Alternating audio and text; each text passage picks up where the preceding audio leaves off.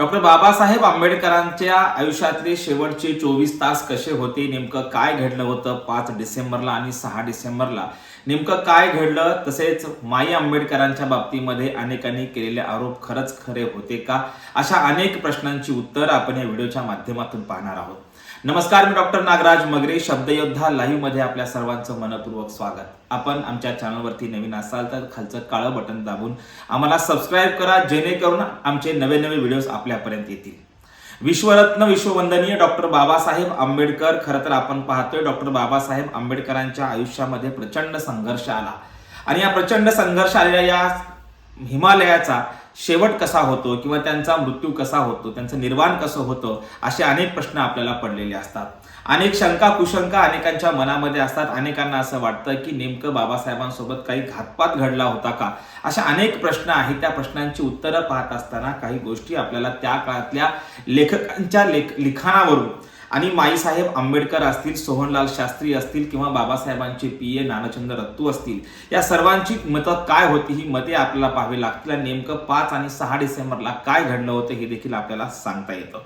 आपल्याला माहित आहे की डॉक्टर बाबासाहेब आंबेडकरांचा संघर्ष खरं तर शिक्षण घेण्यापासून ते पार संविधान सभेमध्ये जाण्यापर्यंत आणि भारताची राज्यघटना लिहिण्यापर्यंत डॉक्टर बाबासाहेब आंबेडकरांच्या वाट्याला प्रचंड संघर्ष आला.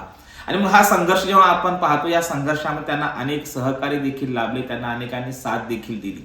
त्यामध्ये महत्वाचं नाव आपल्याला घेता येतं. त्याशिवाय डॉक्टर बाबासाहेब आंबेडकरांचा जो संघर्ष आहे, तो संघर्ष सांगत असताना ते नाव घेतल्याशिवाय, ती 2 महत्वाची नावं घेतल्याशिवाय तो संघर्ष आपल्याला खरंच पूर्ण झालाय असं वाटणार नाही. ते पहिलं नाव म्हणजे कोल्हापूर संस्थानाचे राजे छत्रपती शाहू महाराज. आणि शाहू महाराजांनी डॉक्टर बाबासाहेब आंबेडकरांना दिलेली साथ आणि त्यानंतर खरं तर विदेशामध्ये शिक्षण घेण्यासाठी दिलेली संधी, ते म्हणजे सयाजीराजे गायकवाड. या 2 महापुरुषांनी खरं तर एका महापुरुषाला खऱ्या अर्थानं साथ दिली, त्या संघर्षामध्ये सहकार्य केलं.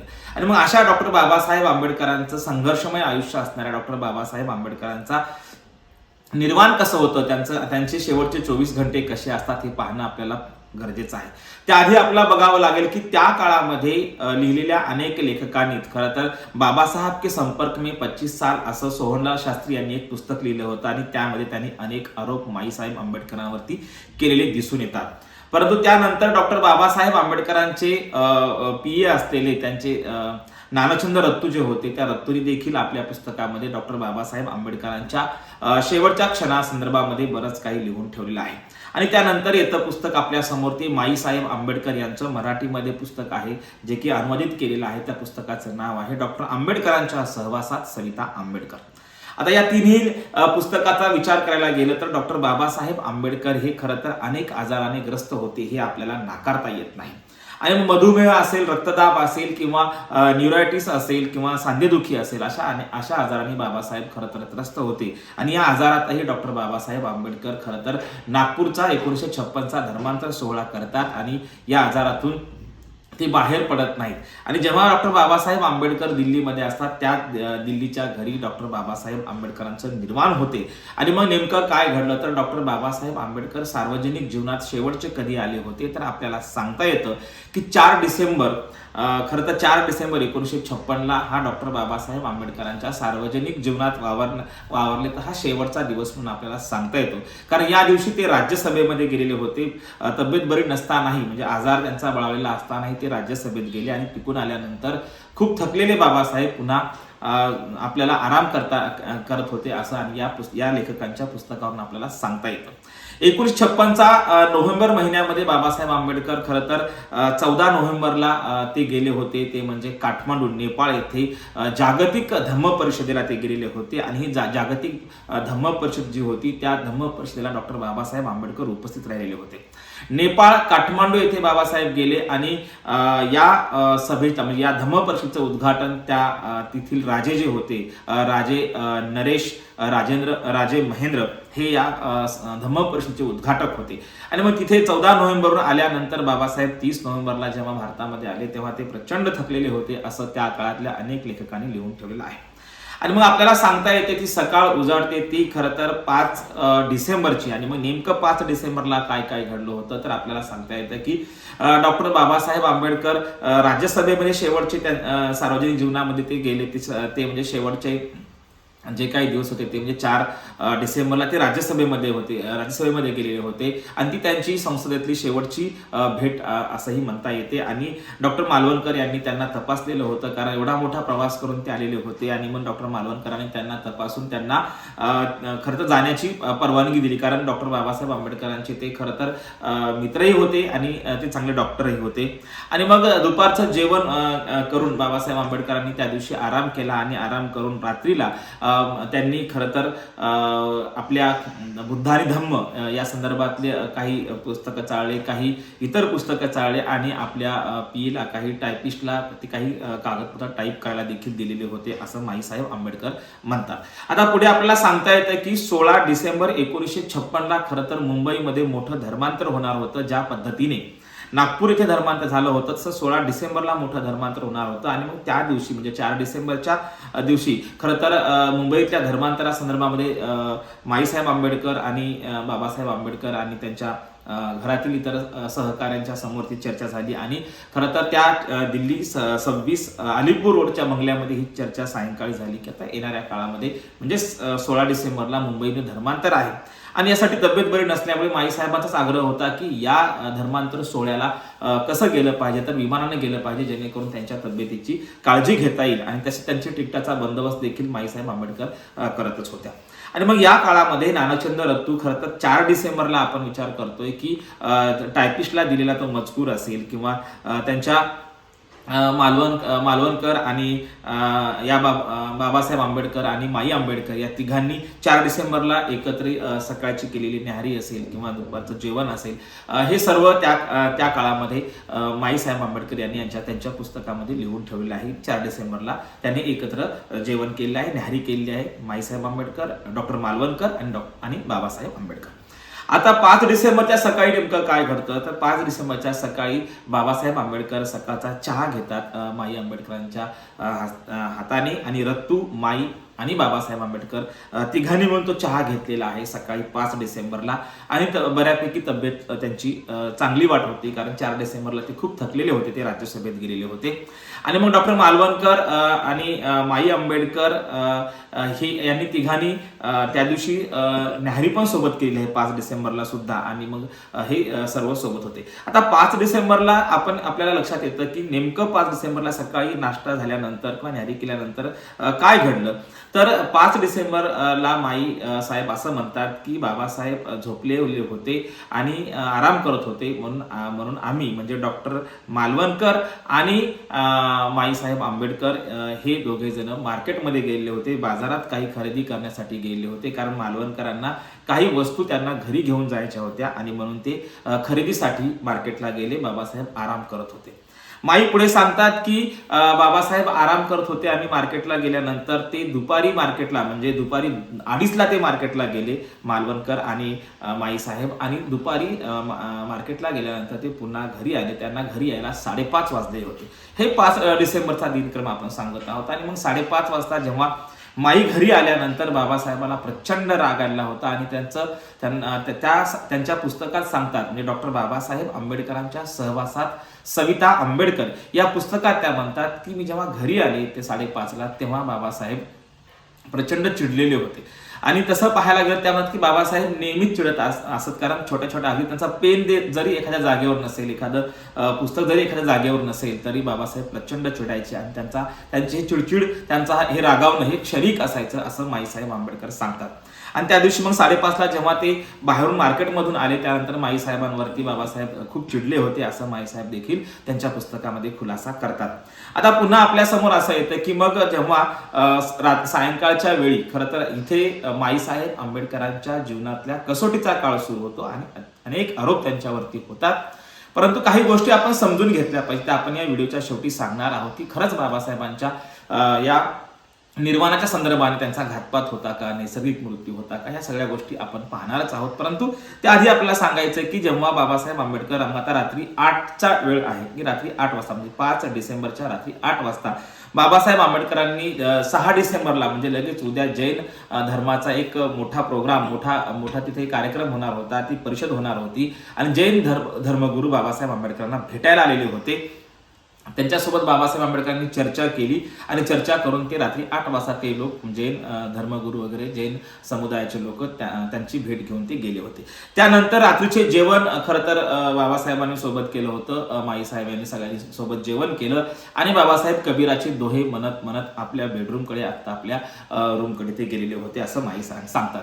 आणि मग आपल्या लक्षात येतं की रात्री उशिरापर्यंत म्हणजे 5 डिसेंबरला बाबासाहेब रात्री उशिरापर्यंत लिहित बसलेले होते. आणि माईसाहेबांचं असं म्हणणं आहे की त्या दिवशी त्यांनी खरं तर प्रस्तावना जी होती बुद्ध आणि धम्माची ती प्रस्तावना त्यांनी तपासून घेतलेली होती. काही बदल देखील त्यात केलेले होते असं माईसाहेबांचं मत आहे. आणि रात्री 11:30 वाजता बाबासाहेब पहिल्यांदाच म्हणजे ते खरं तर फार उशिरापर्यंत जागत असत परंतु त्या दिवशी मात्र 11:30 वाजता बाबासाहेब झोपले होते असं माईसाहेबांचं मत आहे. आता आपल्याला काही गोष्टी अशा सांगता येतात की सोहनलाल शास्त्रींनी काही संशय व्यक्त केलेला आहे की बाबासाहेबांचा घातपात झालाय त्यानंतर माईचा कसोटीचा काळ सुरू होतो हे आपल्या सर्वांना माहीत आहे. परंतु एक मात्र असं आहे की जगात अनेक विद्वानांपैकी एक विद्वान असलेले बाबासाहेब काय बाबासाहेबाला ह्या गोष्टी समजल्या नसतील का तर नक्कीच समजल्या असतील आणि तसं काही नसेल असं आपल्याला सांगता येतं का तर डॉक्टर बाबासाहेब आंबेडकर एक विद्वान आहेत आणि एखाद्या विद्वानाची अशी कोणी फसवणूक करू शकत नाही किंवा त्यांना आपल्या अर्धांगिनीचं वागणं असं संशयास्पद वाटलं नसेल का त्यांनी लगेच ऍक्शन घेतली असती. त्यामुळे या गोष्टीकडे आपण खरं तर दुर्लक्ष केलंच बरं कारण नंतरच्या काळामध्ये माईसाहेबांसोबत जे काही राजकारण झालं माईसाहेबांसोबत जे काही त्यांचा राजकीय कसोटीचा काळ सुरू झाला त्या जीवनामध्ये प्रचंड त्यानंतर एका महासूर्याशी लग्न करून देखील त्यांच्या पुढच्या उर्वरित आयुष्यामध्ये प्रचंड अंधार निर्माण झाला. आणि कोण एखादी व्यक्ती आपल्या आयुष्यामध्ये असा अंधार निर्माण करून घेईल किंवा एखाद्या व्यक्तीला महापुरुषाची अर्धांगिनी होणं हे किती मोठं भाग्य त्या समजतात आणि मग तशी व्यक्ती कशाला अशा पद्धतीने काही करेल असं खरं तर वाटत नाही. कारण आपल्या लक्षात येईल की